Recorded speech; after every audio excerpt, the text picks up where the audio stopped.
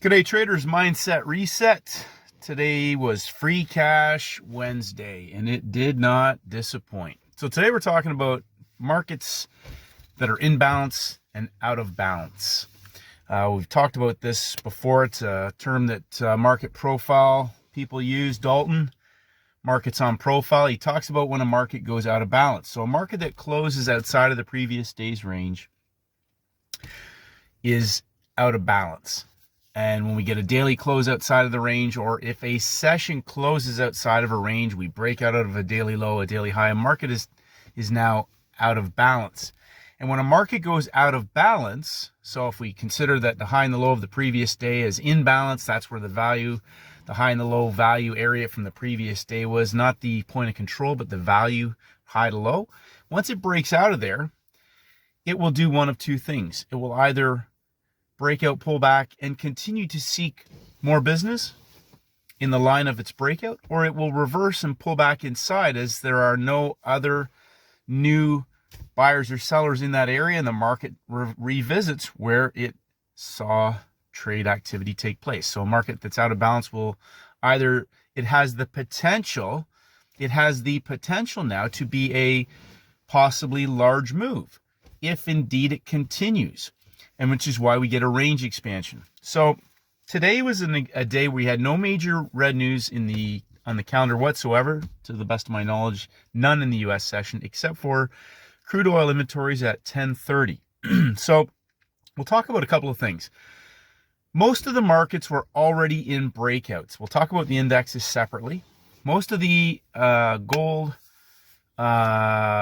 oil had broken out of the previous day's high inside of a 3-day setup, Friday, Monday, Tuesday. We'll talk about that as well. When it got to the high of the month, New York opened. Now we had New York open at 9:30. We have the crude inventories at 10:30. We have a market that has come out of a first green day setup on Tuesday. Now, several traders messaged me and said, how is that a first green day? I thought Monday was a first red day. Now, I need to encourage you to go back and understand a real simple concept. Peak formation high, peak formation low, consolidation. That is the parabolic setup. Whether it's within one session itself, whether it's a 3-session setup, peak formation, consolidation, parabolic, or a 3-day setup. We can get them on a 3-month setup. You can get them on a 3-week setup. A peak formation high and a peak formation low, then a consolidation. So several people said, yeah, but it was at the high of Monday. Oil was at the high of Monday.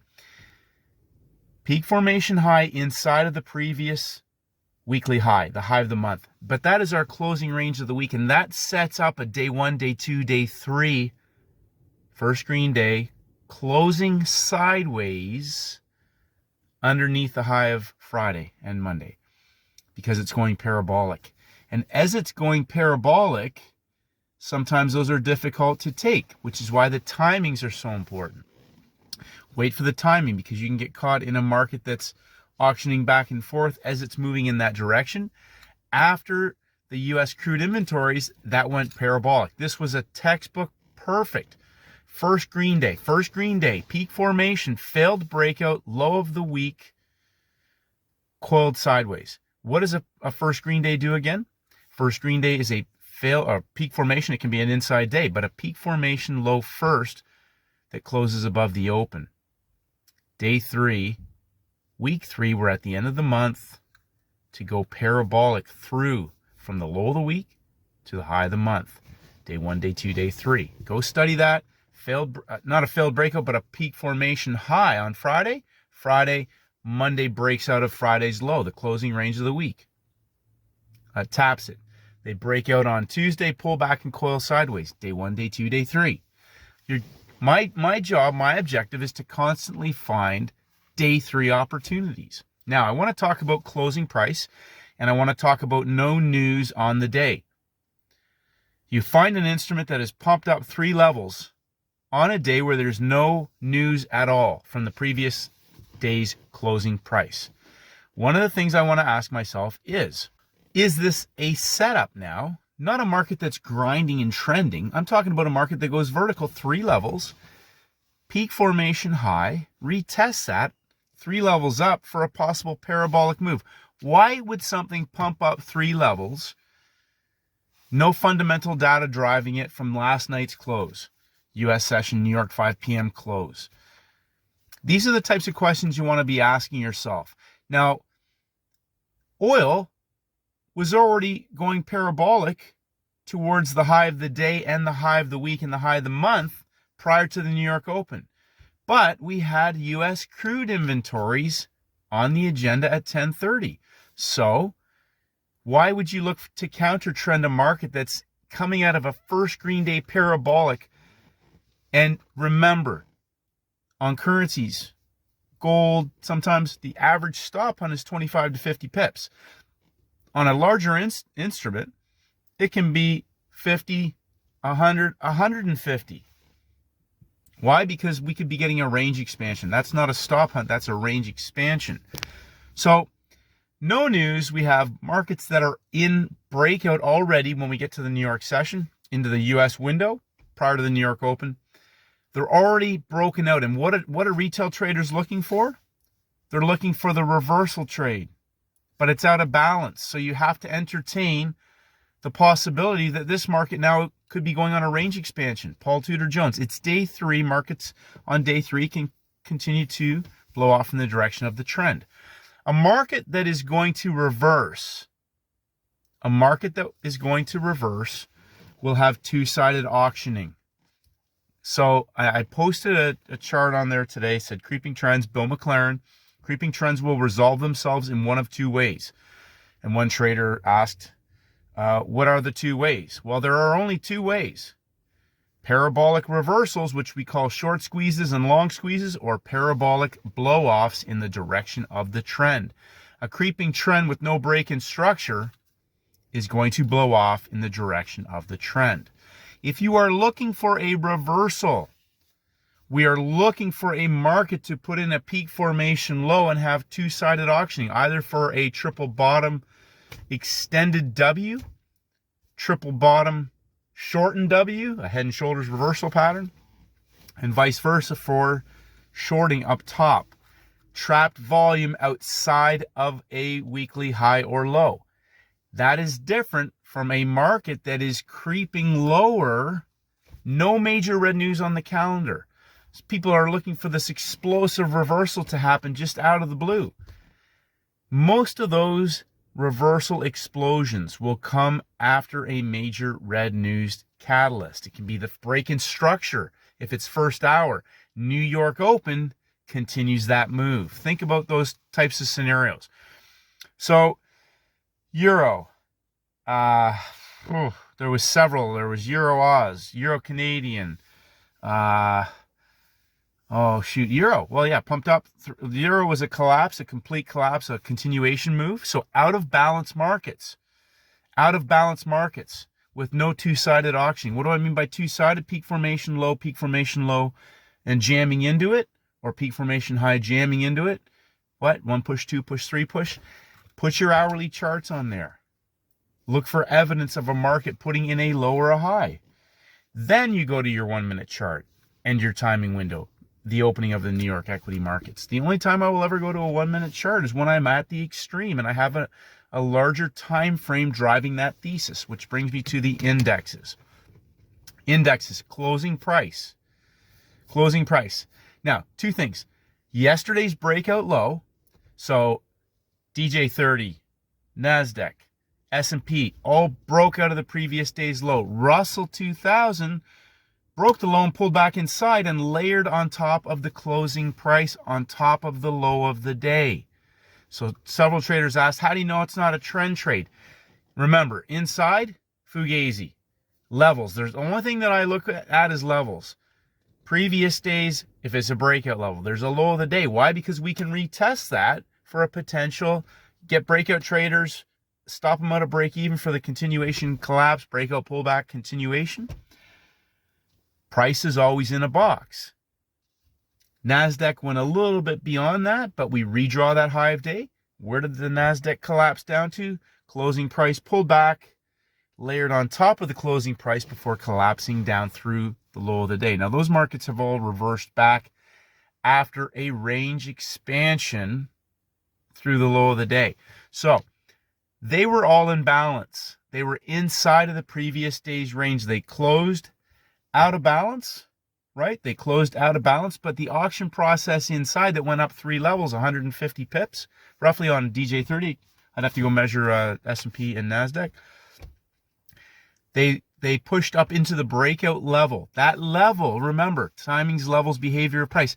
Yesterday's breakout low of the day is a new potential ceiling, a ceiling for price to trade up into. DJ30 traps volume in the upper third level, 50, 50, and 50. Makes a lower low before pumping up into the high of the day into 3 pushes. A couple of limit orders on top of double zeros below 75. Right at the high for the explosion first bar trade. And even if you took 5-minute bar, or if you waited until it traded down and pulled back, pinned up into that double zero level,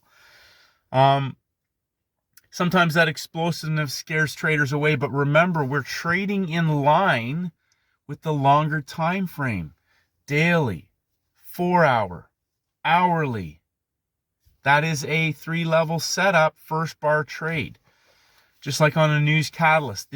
I treat the New York Open, depending on the setup, like a news catalyst release if that template is there.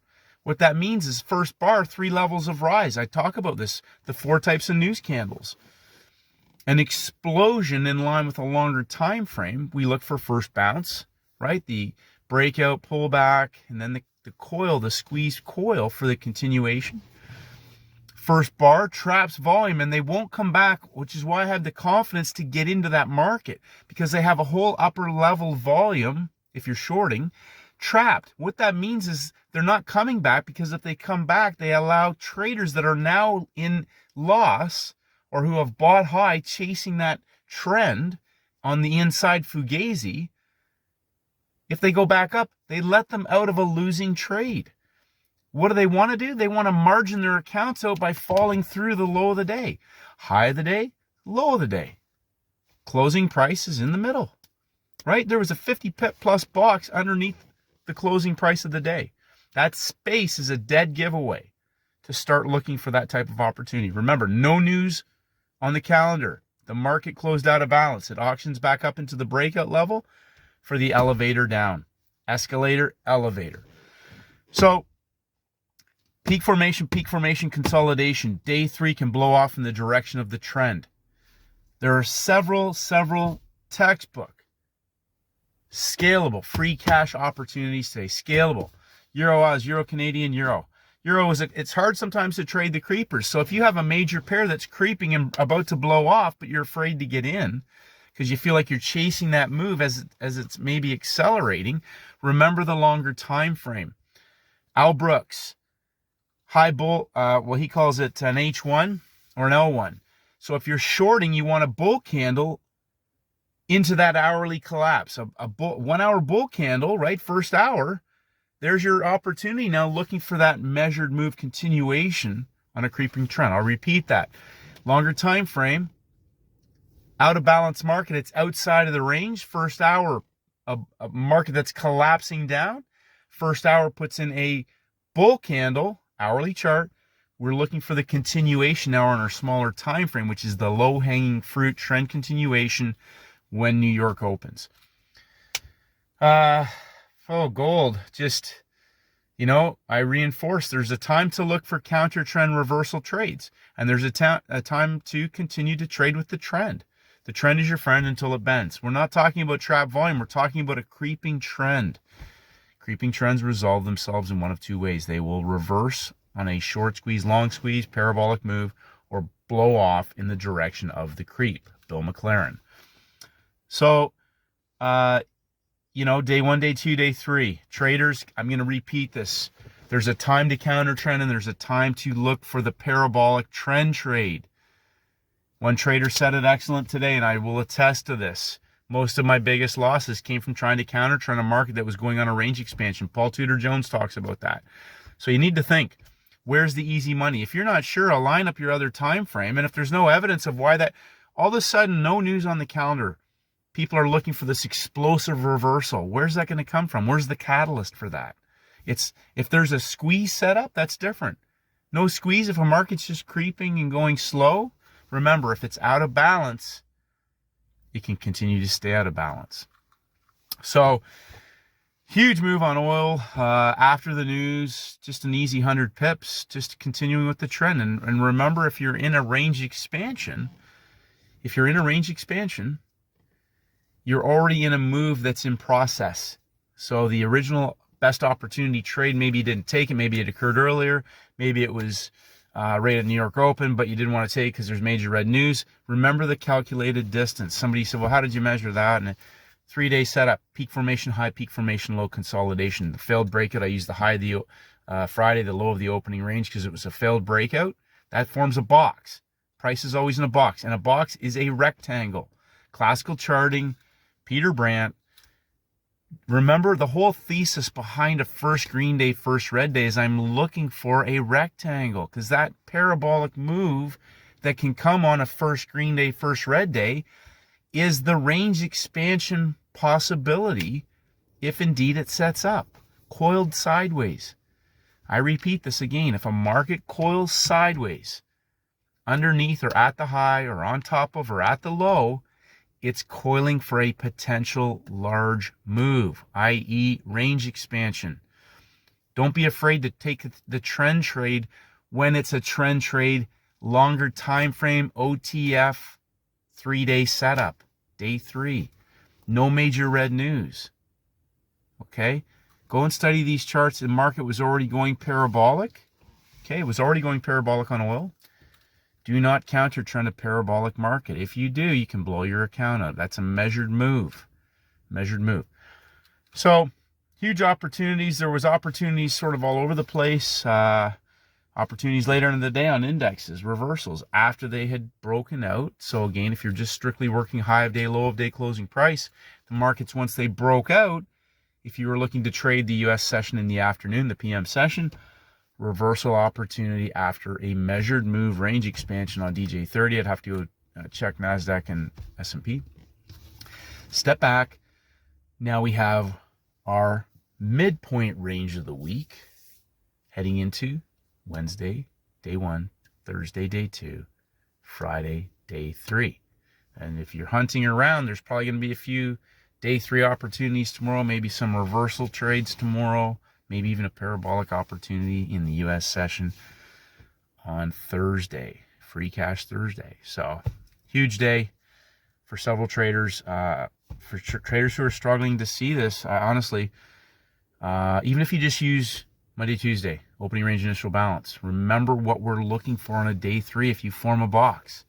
A market that can coil and go parabolic. Outside, inside, high of the day, low of the week. Low of the day, high of the week. Low of the week, high of the week, high of the week, low of the week. We can see all kinds of opportunities. Hunt through the basket. Like, somebody, again, first hour, somebody shorted a currency pair because it was up high. And, it was at the high of the week. But it was first hour. And what do we know? 9:30 New York, that market just chopped up and down, and I think totally maybe moved 20 pips before it started to chop. So the longer time frames, when you align that and you have a larger box, now we're talking asymmetrical risk reward, 5, 10, maybe 20 to 1, depending on the instrument, the day, and the setup.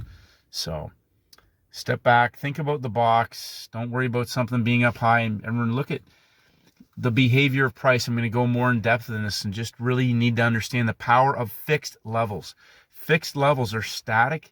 The market uses those as measuring points because they know that people are in at those levels, breakout levels, high of day, low of day, closing price. They are levels that the market utilizes within its algorithm, smart money, whatever you want to call it, for measured movements, either to eat into profitable traders, to build order flow, to entice new traders into the market on breakouts, stops, liquidity hunts, whatever you want to call them. Day 1, day 2, day 3, session 1, session 2, session 3. Free Cash Wednesday did not disappoint. This was a huge, huge day. Congratulations, traders. 1% better every single day. And as I said in my post, honestly, you think that I haven't had the rod taken to me, as Jesse Livermore says. The game taught me the game, and it did not spare me the rod. I blew out more accounts trying to counter trend on days where the market was doing range expansions. Tried to jump on a market that was moving, only to find out that I was on the stop hunt, or I was on the trap right at the end of that move. It didn't quite get all the way, and all of a sudden I'm sold low, or I bought high, or I've sized in when I should have been getting out, you know. So if you're feeling a little beat up or you're struggling, step back and look at the big picture and keep it simple. Monday, Tuesday, Wednesday, Thursday, Friday. If there are failed breakouts or peak formations that form a 3-day box within that, Friday, Monday, Tuesday, Thursday, Friday, Monday, Tuesday, Wednesday, Thursday, okay? There are huge parabolic opportunities. Step back, look at the bigger picture, look for the box. Peak formation high, peak formation low. Chasing these little 1-minute bars to try and scalp pips will get you in trouble unless you really understand what you're doing and aligning yourself with the larger time frame movements. It's going to be a big week. Big week. Day 1, day 2, day 3. Friday's Free Cash Friday. Have a great day, traders, and may the markets go with you.